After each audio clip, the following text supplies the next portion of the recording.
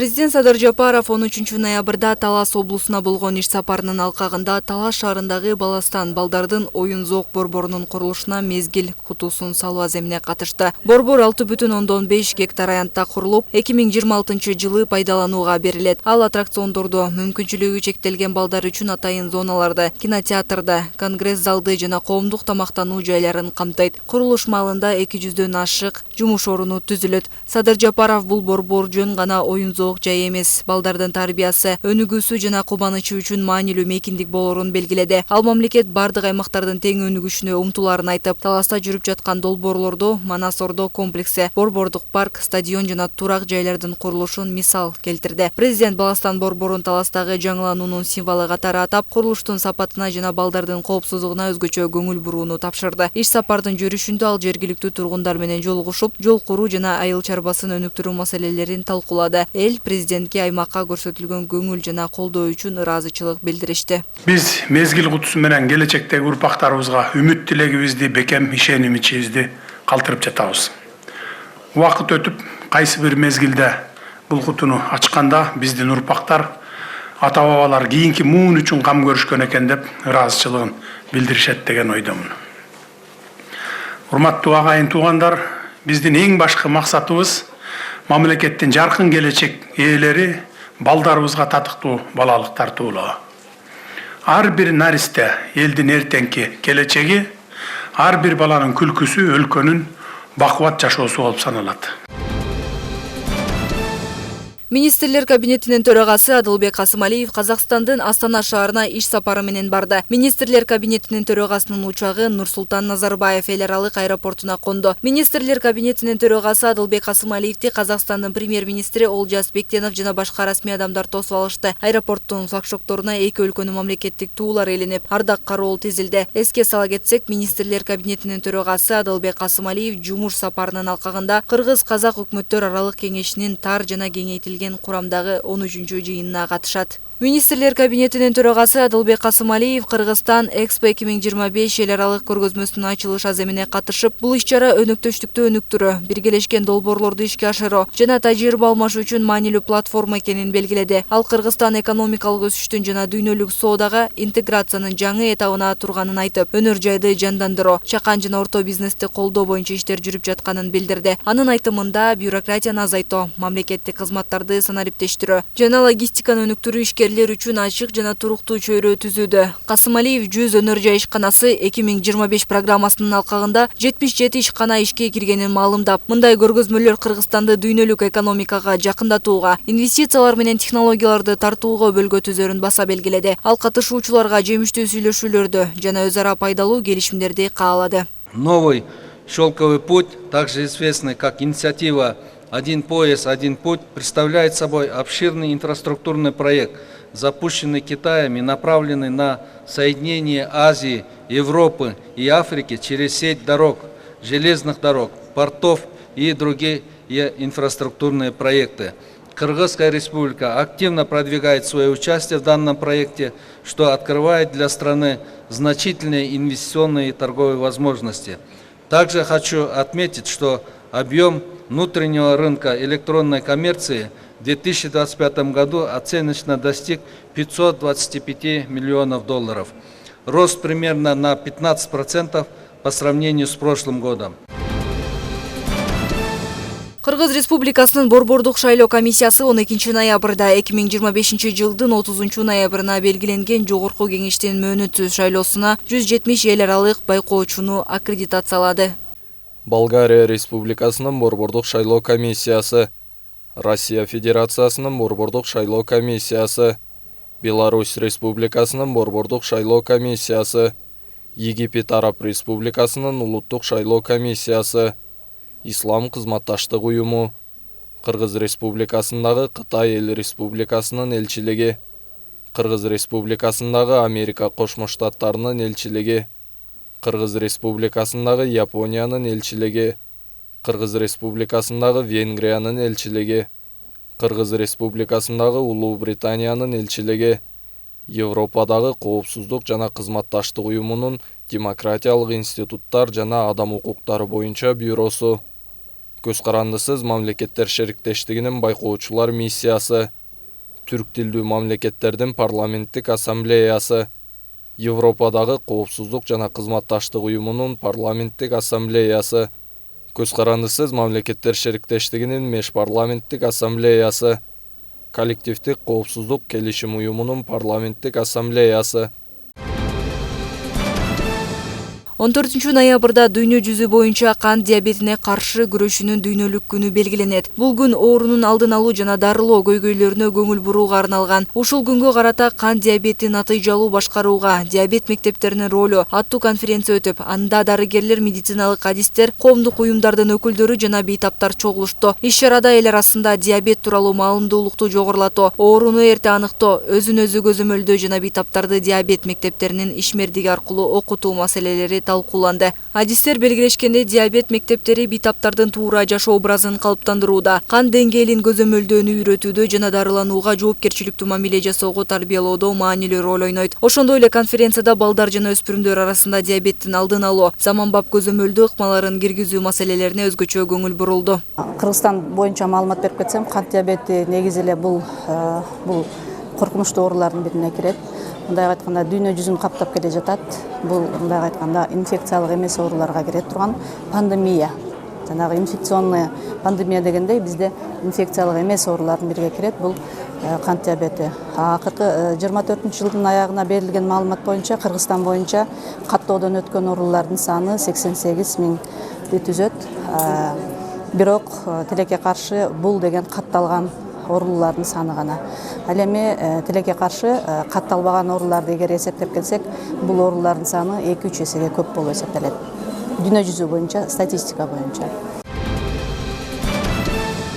Өлкөдө дары-дармекти 95% импорттолот. Бул тууралуу Кыргыз фармация мамлекеттик ишканасынын директору Талан Султанов кабар маалымат агенттигине берген маегинде билдирди. Анын айтымында анын ичинен 30-40% дүйнөлүк заводдордон түз алынып келсе, калган бөлүгү дистрибьюторлор аркылуу ташылууда. Мурда өлкөдөгү 300гө жакын оорукананын ар бири өз алдынча дары сатып алчу. Натыйжада бир эле дары Баткенде бир баа менен сатылса, башка облуста таптакыр башка баа менен сатылчу. Алыскы аймактарга дарылар жетпей калган учурларда көп кездешчү. Ушул маселелерди чечүү үчүн 2,5 жыл мурун Кыргыз фармация мамлекеттик ишканасы түзүлгөн. Учурда ишкана дүйнөлүк алдыңкы фармацевтикалык компаниялар менен түз иш алып барууда. Бул баалардын бир кыйла төмөндөшүнө бөлгө болууда. Бүгүнкү күндө дары-дармектер мурдага караганда 4-5 эсеге чейин арзан баада келип жатат, деп белгиледи ал. Күн мурун Манас шаарында эл аралык Манас Cup 2025 эл аралык футболдук мелдеши старт алды. Бул тууралуу Кыргыз футбол биримдигинен билдиришти. Анда Кыргызстандын олимпиадалык курамасы алгачкы беттештин Бахрейн курамасына каршы өткөрүп 2-1 эсебинде жыйынтыкталды. Оюндун биринчи бөлүгүндө эсеп санын Арсен Шаршенбеков теңеди. Ал эми 42-мүнөттө Антон Полев дагы бир гол киргизди. Аталган мелдеште Кыргызстан, Россия, Иран жана Бахрейндин курамалары күч сынашып, беттештер Манас шаарынын Курманбек стадионунда өтүүдө. Белгилей кетсек, турнирдин максаты жаш курама командалардын өз ара тажрыйба алмашуусуна, эл аралык деңгээлдеги оюн практикасын жогорулатууга жана достук мамилелерди чыңдоого шарт түзүү болуп саналат. Андан сырткары бул эл аралык мелдеш алкагында биздин курама командабыз 2026 жылкы Азия кубогунун финалдык баскычына даярдык көрөт. Олимпиадалык курама кийинки беттешин 15 ноябрь күнү Иранга, ал эми 18 ноябрь күнү Россияга каршы өткөрөт.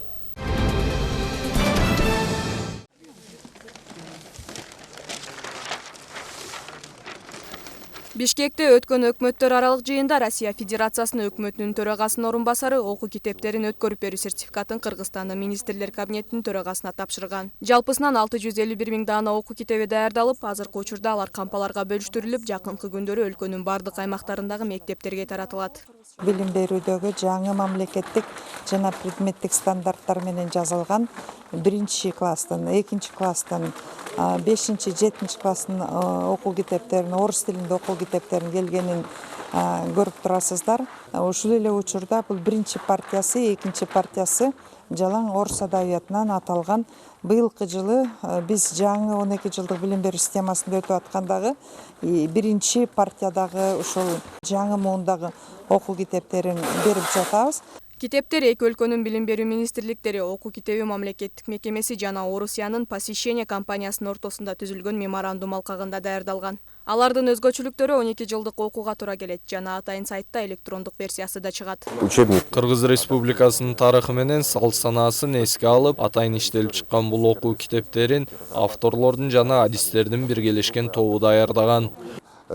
Бул китептердин өзгөчөлүгү адам тилди үйрөнүү менен бирге ошол элдин маданияты менен да таанышат. Бул биздин балдар үчүн чоң мүмкүнчүлүк. Ал эми биз россиялыктар үчүн, дипломатиялык өкүлчүлүктөр жана орус үй үчүн эң маанилүүсү адам тил менен кошо биздин жалпы маданиятты, Россиянын жана Кыргызстандын маданиятын үйрөнөт.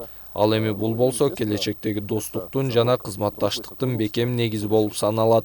Бул окуу китептерин алуу алдында ар бир предмет боюнча анализ жүргүзүлүп, ар бир район жана мектептеги окуучулардын саны такталган. Ошонун негизинде өтүнмөлөр берилген. Китептер Бишкекке келип түштү. Учурда биринчи кезекте алыскы региондорго жөнөтүлүп, андан кийин башка аймактарга таратылууда. Биздин алдыңкы планда 3, 6, 8 класс эмки жылы чыгарабыз.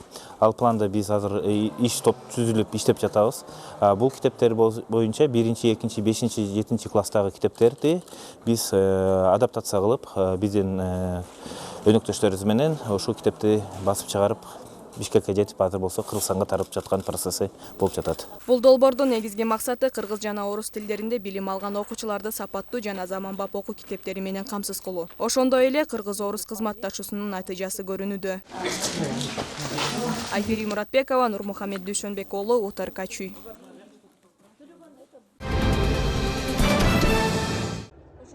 Бишкектеги номер 24-орто мектептин жогорку класстын окуучулары үчүн мен өзүмдүн укуктарымды билем аталышындагы иш-чара өткөрүлдү. Анын негизги максаты окуучулардын эмгек укуктары боюнча билимин жогорулатуу жана эмгек чөйрөсүндөгү өз укуктары жана милдеттери жөнүндө түшүнүктөрүн өнүктүрүү. Бул сабактардын жүрүшүндө окуучулар эмгек укугу тууралуу кеңири маалымат алышат. Өздөрүн эмгек мыйзамынын негизинде кантип коргоо керектигин үйрөнүшөт. Бүгүнкү күндө мындай ачык сабактар өлкө боюнча 100дөн ашык мектептерде өткөрүлдү. Бул долбоор Кыргыз Республикасынын балдар укуктары боюнча ыйгарым укуктуу өкүлчүлүгү, Афганистан профессионалдар федерациясы жана Германиянын Эвертон фонду менен биргеликте ишке ашырылууда. Окуучулар ар кандай интерактивдүү оюндарга жана викториналарга катышты. Онлайн оюндар кызыктуу, ошол эле учурда алар аркылуу эмгек мыйзамдары, шарттары жана башка маанилүү маселелер боюнча билимдерин текшеришти.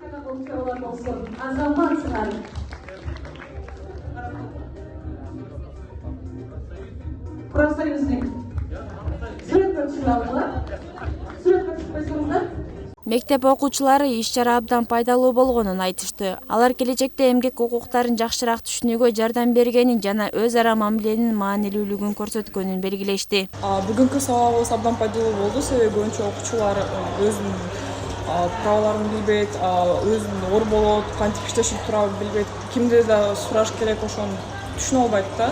Бирок эми бүгүнкүдөн биз көбүнчө туура нерселерди билип калып, ошондо эми профсоюздун жакшы приложение менен чаттары бар экен, ошо менен колдонгон абдан пайдалуу болот да жакында. Все супер. Бүгүнкү сабак абдан пайдалуу болду. Мага жакты. Ойлойм бүт баарына жакты деп. Сонун болду. Бүгүнкү сабакта биз профсоюз менекени өткөнбүз. Мага абдан жардам берди. Кандай шарттар болот экенин түзүүгө, договор түзүүгө үйрөттү бизди. Бизге ал абдан керек болот. Мындай иш-чараларды өткөрүү жаш муундардын укуктук маданиятын калыптандырууда маанилүү. Мектеп окуучулары теориялык билимдерди гана эмес, жумуш учурунда болгон практикалык көндүмдөрдү да алышат. Кызжыбек Жээнбек кызы, Айкен Муратбек кызы, Данияр Тилебалдиев, УТРК Чүй, Бишкек.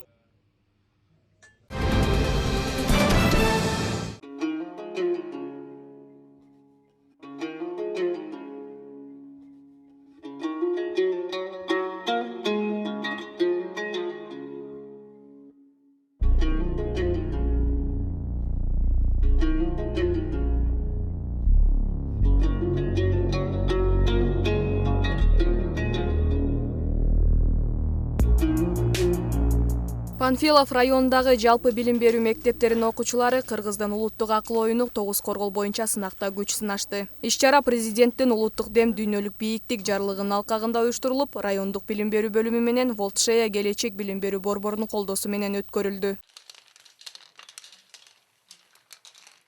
Бул сынакка жалпысынан районубуздан 17 билим берүү мекемесинен 4 окуучу болгондо жалпысынан 64 окуучу катышып өздөрүнүн күчүн сынап жатышат.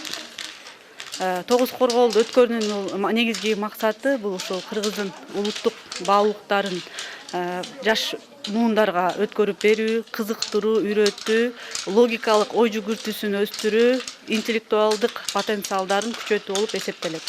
Буга чейин ар бир мектепте бул оюн өткөрүлүп, ошо утуп чыккандары бул жакка жолдомо утуп келишти.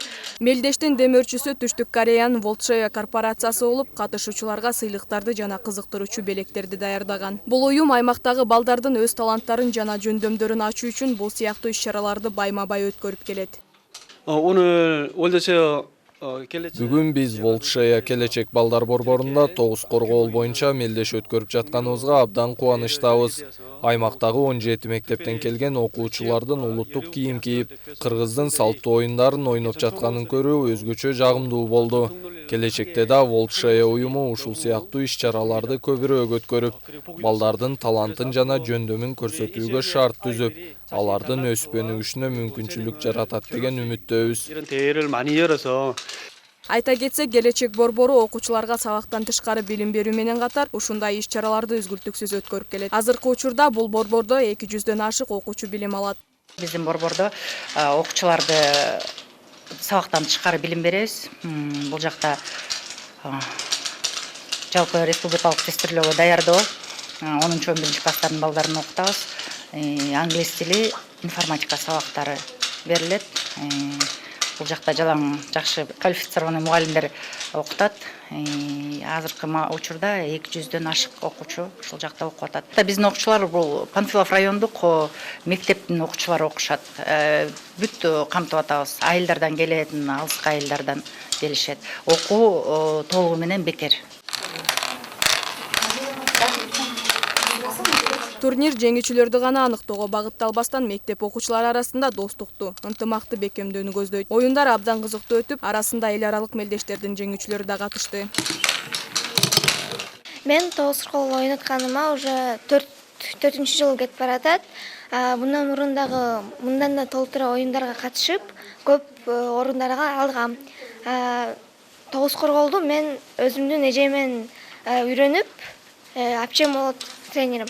Жакында бизде Алматыда оюн болот. Мен будан соревнованиядан жакшы ойноп, место алып, жолдомо утуп алдым. Бүгүнкү оюн мага абдан жакты. Бул оюнда биз жеңип, командабыз өйдө көтөрүлүп баратат. Негизи шахмат, шашки дейли да, ошо оюнчу. Ушунусу жагат мага. Мындай мышление катары да, ошого. Математика мисалы ушулар менен эсептеп ойнойт да. Ошонусу жагат. Анан мисалы бул оюн мага кызыкчылыгы эмне дегенде, өзүң достору менен эмес, башка тааныштарың менен дагы, өзүң жаңы знакомство менен дагы ойносоң болот да. Мисалы, жаңы кыздар менен тааныштым 5-6. Бүгүнкү оюн жакшы, ошо өтөт, жагат. Жеңип атам, бардым. Мелдештин негизги максаты улуттук баалуулуктарды жаш муундарга жайылтуу, кызыктыруу жана интеллектуалдык потенциалын өнүктүрүү. Уюштуруучулардын айтымында мындай оюндар жаштарды улуттук маданиятка тартуу менен бирге сергек ой жүгүртүүгө да өбөлгө түзөт. Айпири Муратбекова, Жумабай Исманалиев, ОТРК Чүй.